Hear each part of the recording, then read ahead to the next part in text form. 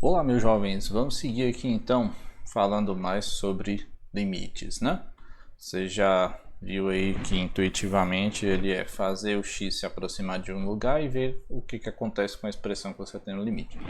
Então agora eu vou comentar um pouco das propriedades que são importantes, que a gente vê em cálculo 1, mas são um pouco mais sofisticadas para demonstrar em vídeos, então eu vou deixar isso para que você procure depois num livro, certo? Quais são as propriedades, né, que a gente vai utilizar aqui primeiro? São aquelas que a gente já está um pouco, digamos, acostumados, né? Por exemplo, se você tem que o limite, aqui faltou dizer que era o limite para quando o x tende a alguma coisa, né? Então aqui seria o limite da f de x é igual a L, você pode pensar aqui que é quando x tende a A, e aqui quando x tende a A também, ou x0, o número que você achar mais bonito, e o k é uma constante. Então a soma dos limites é o limite da soma, certo? Então você pode pensar assim, né? Vou só escrever aqui para que dê uma ideia do que seria. Se a gente pegar a h de x e chamar de f mais g, então eu vou ter o seguinte, ó.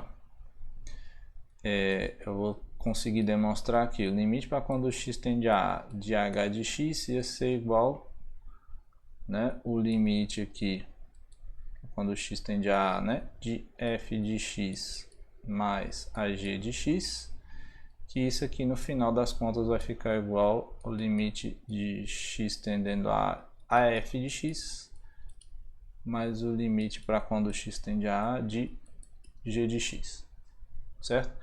E aí no final das contas isso daqui é L mais M, tá?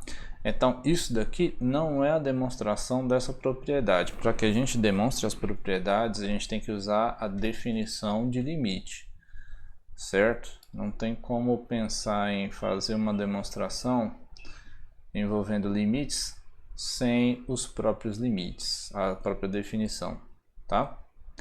Deixa eu ver se eu consigo aqui adicionar aqui uma bagunça.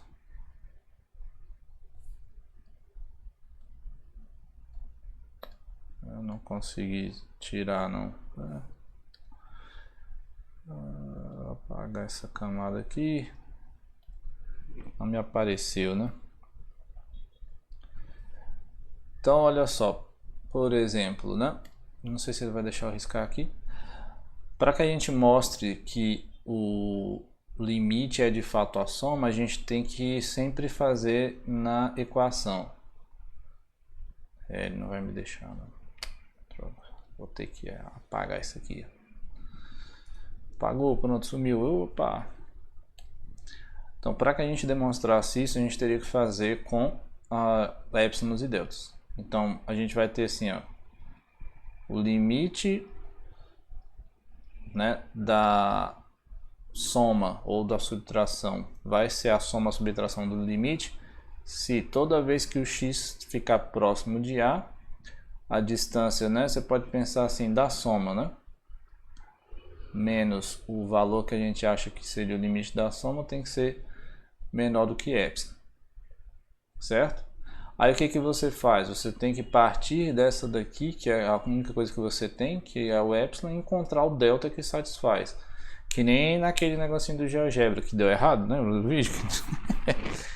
Então você tem que pegar sempre aqui, dada uma precisão, dado um epsilon, você tem que encontrar o x que satisfaz aquele epsilon, né?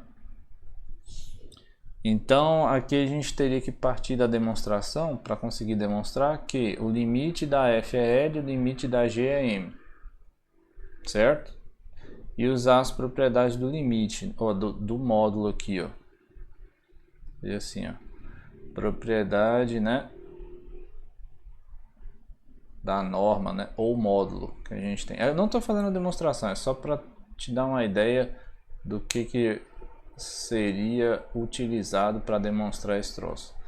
Então, ó, o módulo da soma é sempre menor ou igual que a soma dos módulos. Então, você ia pegar essa daqui ia botar assim, ó, f menos L e g menos m vai ser menor ou igual que f menos L mais a distância entre g e m, né?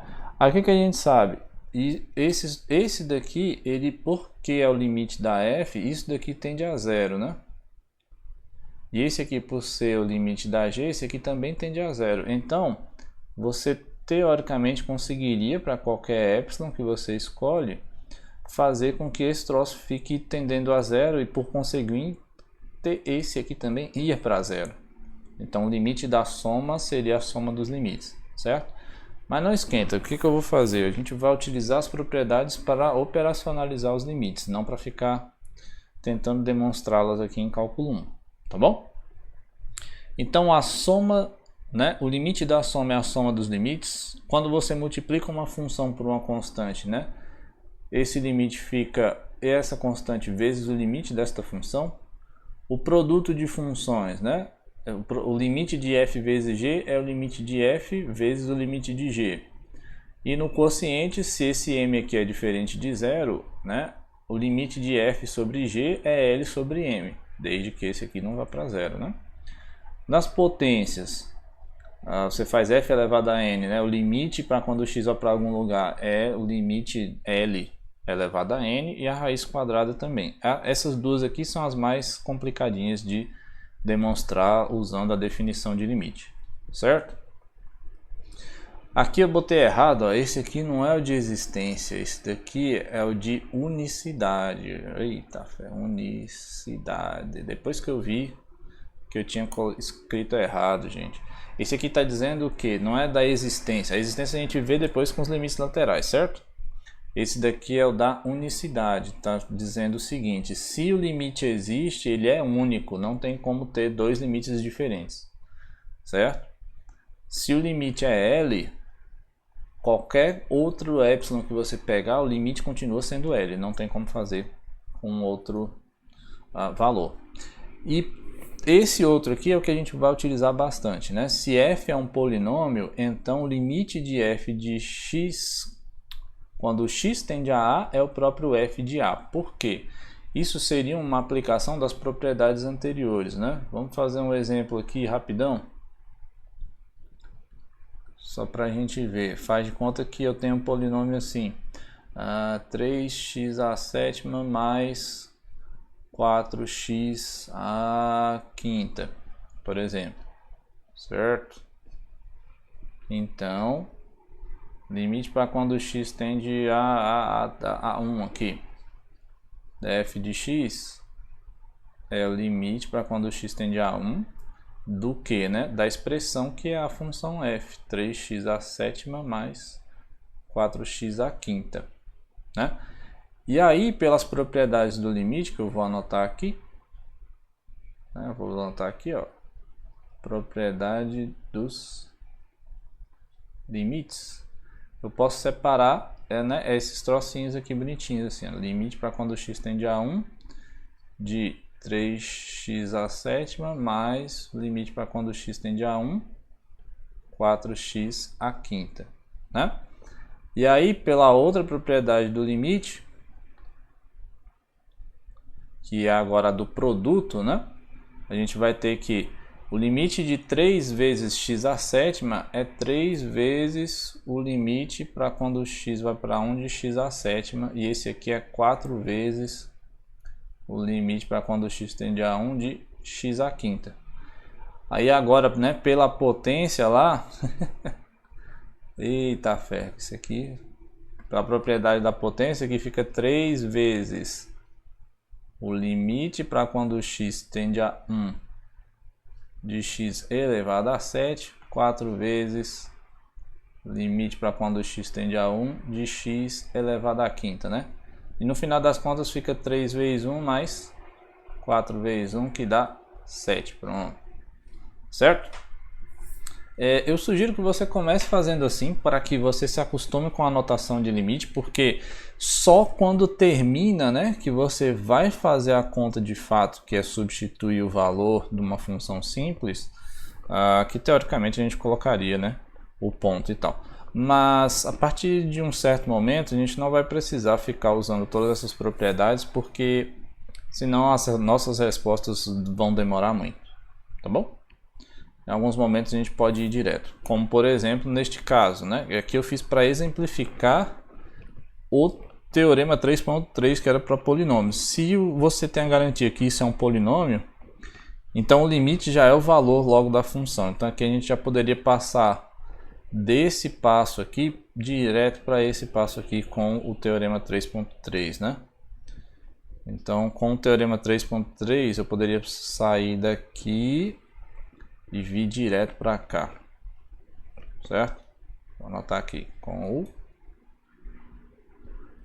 teorema 3.3 para os polinômios, porque eu só, como é polinômio, não tem nenhuma divisão por zero, não tem nada, então era só substituir aqui, botar 1 elevado a 7 mais 4 vezes 1 elevado a quinta, e vai dar o valor correto, belezura? Tranquilidade? Então tem uma última propriedade que são as funções racionais, né? Se você tem dois polinômios com o g de a diferente de zero, que é o que está dividindo, então este limite é o valor dos polinômios no ponto, certo? Também pode ir direto. Lembrando que o g de a tem que ser diferente de zero, né? Ou seja, o valor da função no ponto tem que ser diferente de zero. Tranquilidade? Então eu já fiz um exemplo, né? O vídeo vai ficar grande demais. Vou parar aqui e a gente volta em outro resolvendo exemplos de limite. Beleza? Tranquilidade. Até logo.